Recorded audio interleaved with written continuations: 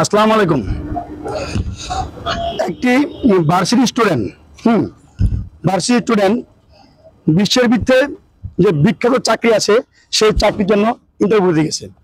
Interview দেওয়ার পরে সে লিখিত ইন্টারভিউ এবং মৌখিক ইন্টারভিউ সমস্ত ইন্টারভিউতে সে ফার্স্ট হয়েছে।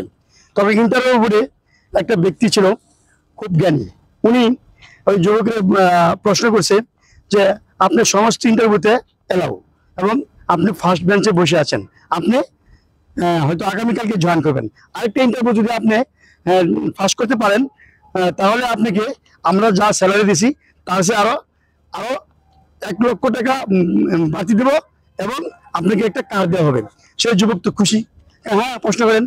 তখন ওই লোকটা প্রশ্ন করলো আপনাকে, ওনাকে ওই ছাত্রকে প্রশ্ন করলো যে আপনাকে একটা ঘরের ভিতরে আপনাকে অনেকগুলো মহিলা আপনাকে খাবার দেবে প্রতিদিন, কিন্তু আপনার কালো কাপড় দিয়ে চোখ বাঁধা থাকবে।